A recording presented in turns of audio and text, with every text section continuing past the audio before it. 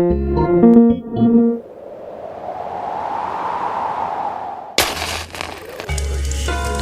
am the resurrection and the life. He who believes in me, though he die, yet shall he live. There's no doubt that gang does fit nicely in a headline, but I certainly don't see anything wrong with using the term gang to describe an incident that involves more than 3 people perpetrating some crime on someone else or being involved in some sort of fight activity. Yes, I guess I can get kind of hyped. Well, check it. I want to check my boots. All the groups that I met didn't think of themselves as a gang, but all of them would have been written up in the paper as a gang at some stage or other. They all had another name for themselves, like a set or a crew, or it might just be like a group of friends. But I think that when people read about gangs in the paper, they would think of them as very tightly organised, which they're not. Woo!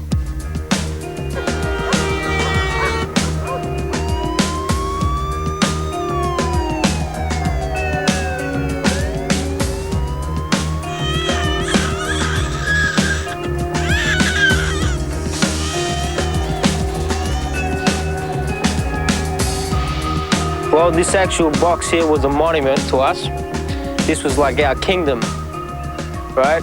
And so for you to be the king of the box, you actually had to run up and jump, right? This fence wasn't here, it was his house.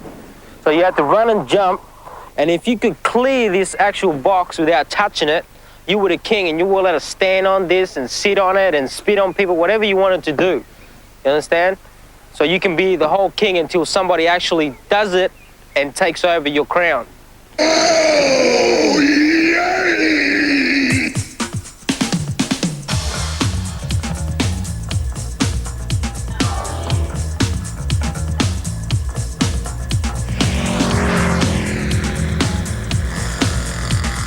Hills Posse and MC3 are rival gangs. Although the exact reason for the first fights has been forgotten, all anyone remembers is that they used to have breakdancing competitions when a conflict broke out. Well, at the start it used to be just all friends.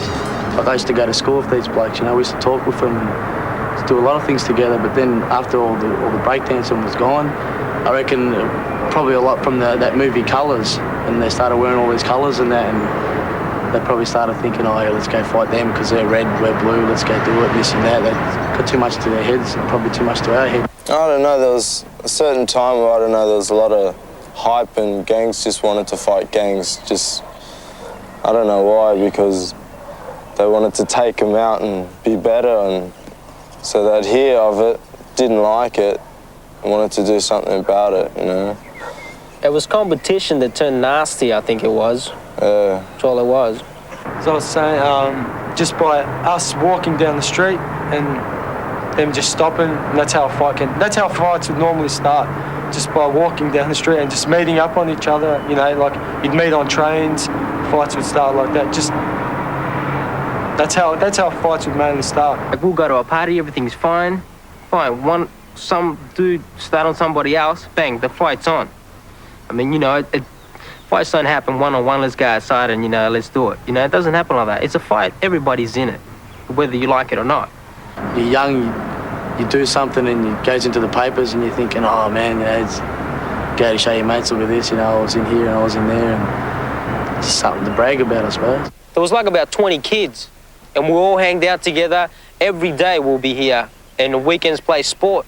But I don't think they ever got to see the good things we did, and just try to make up stories, I guess. Or stories, little lies that just got larger.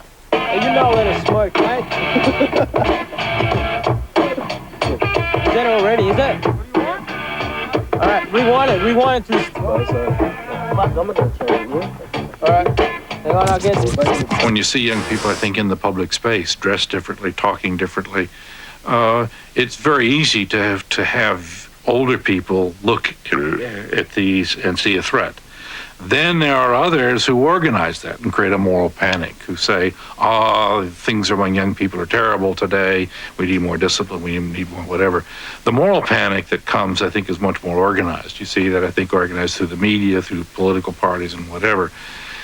So we have two phenomena. One is what young people are doing, which causes some kind of disturbance for adults, and then the organizing of political movements around that disturbance. Homeboys, the play soccer in the park, get busy with the women after that. We go way back. We all just a new jack. So where do you get off telling us where it's at? Yeah. No one calls it gang except media. If you're gonna call it something, you call it a set. That's your set. It's like your group of homies, your homeboys. A gang is a very old-fashioned word that sounds good, you know. Gang, gang. You know, type and shit. You know, a group doesn't sound that good, you know.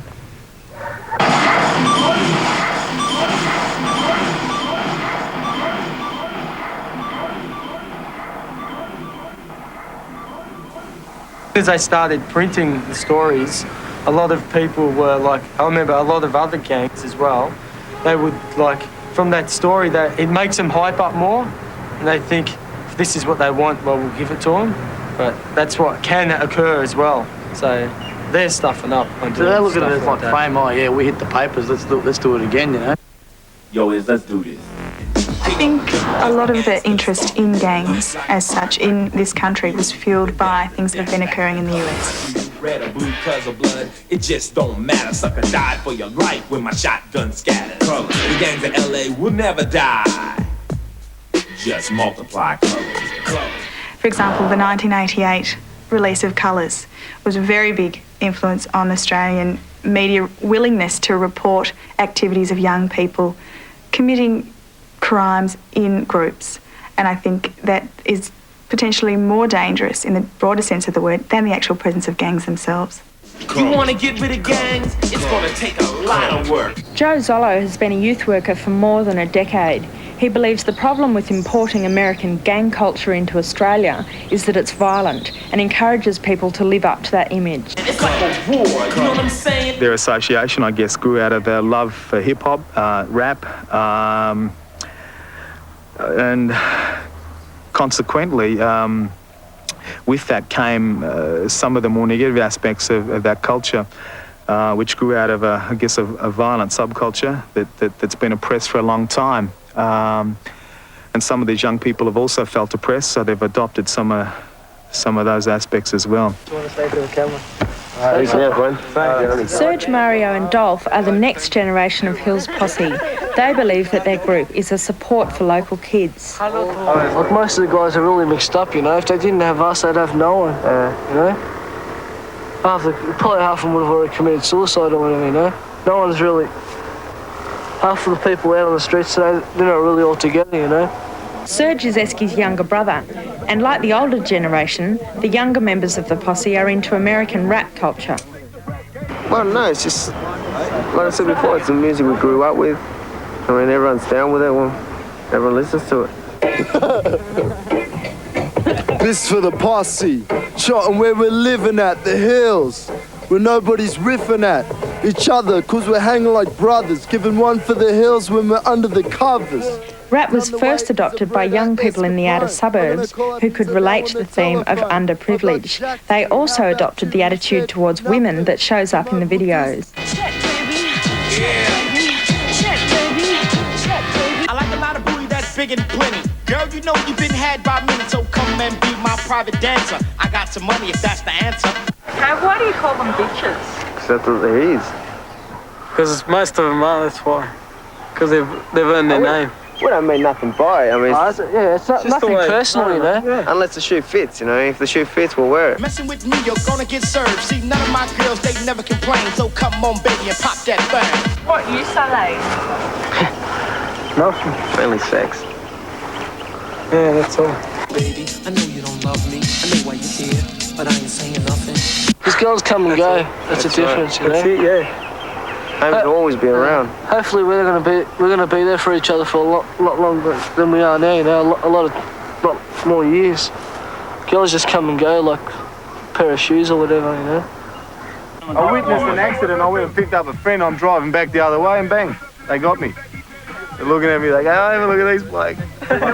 And he's long-haired, mate, let's pull him over. According to the older members of Hills Posse and MC3, guys like Serge, Mario and Dolph are inheriting more than just rap culture. They've also inherited an Australian gang culture that over the years has involved big groups fighting each other. I think people have got nastier and nastier through the years.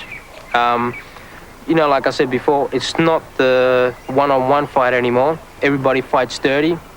Eye for an eye, tooth for a tooth. That's the way it goes. I mean, you got a knife, I got nothing to close. I pick up a brick straight to your face. As simple as that. It's all dirty fighting. There's no such thing as clean fight no more.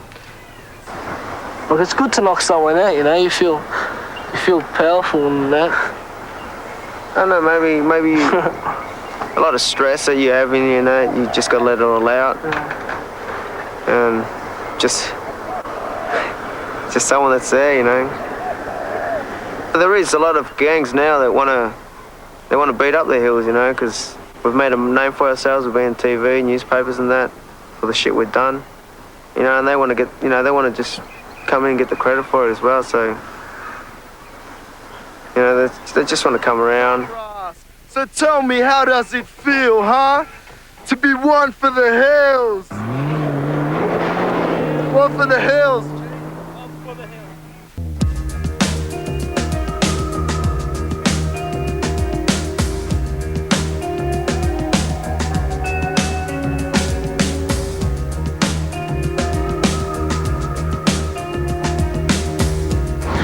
People join gangs because of sort of a sense of belonging and a sense of identity that it gives them.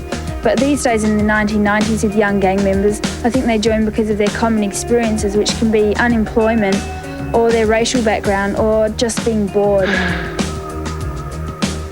Everybody goes through the stage where you don't want to care about anything, you know? You don't care. School doesn't matter very much, you know? You don't want to listen to your parents, don't stay out late, you know, all that crap. Once you've been in a gang, it's hard to get rid of the anger that's built up inside of you from hating your enemies.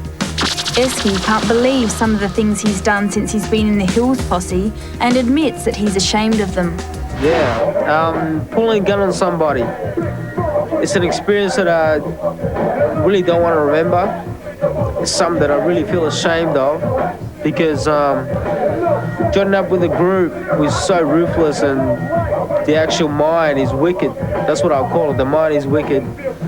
Actually brought so much hatred inside myself towards another group of people, which are just human beings just like me.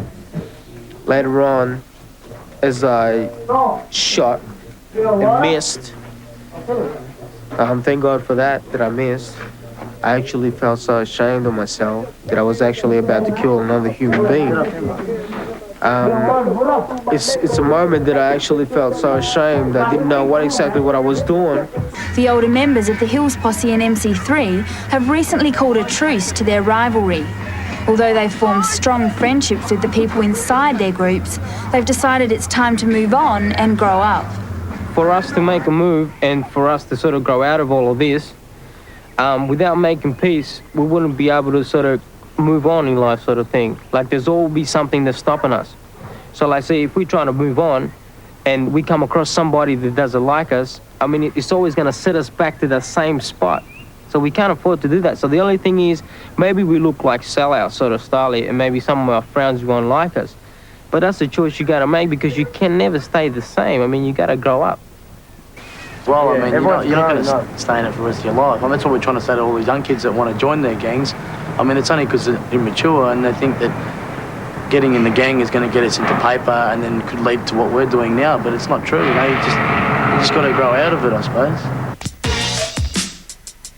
The biggest fear is that the cycle of violence based on racism and reinforced in the press will turn Australia's gangs into clones of the ones in the United States. People who've studied gangs here believe this is unlikely. Australian city life is different than American city life. We do not have the dense concentration of ethnic peoples. We spread out, in a way, our poverty to some degree. Now, the conditions to look for would be, one, to what extent are we creating collectives of people without hope, and to what extent are those being concentrated in particular parts of cities? If those conditions develop, then we could have the same kind of problem, especially if those communities have an ethnic identity. That, I think, would be the very dangerous sign. Avoiding racial conflict, particularly among young people who are out of work, is the main thing we have to do to stop a gang situation emerging like in America. The Hills posse said if they had somewhere provided by their community to hang around, then they wouldn't hang around in their gang. What can be done about the young kids in this neighbourhood? Stop fighting. Activities. You know, like actually these people around here, like the actual schools and the primary schools, taking off the basketball rings off the hoop. That's a no-no. I mean, what sort of thing is the kids got around here to do? This is the biggest housing development in Australia, apparently, when it's going to be finished. All new homeowners moved in. You know, they made babies and that. The primary schools are overflowing.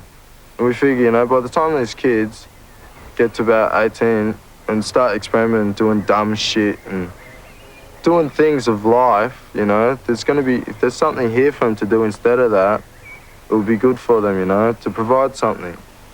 Like, we've got a youth centre, but it's only open for an hour a day, 2 hours a day. Yeah. I mean, they're even thinking of taking that away from us. Yeah, they want to take that away from us. Like, we don't really care, you know, it's just the next generation, the next bunch of little kids that grow up, you know, what's left of them, they haven't got much at all.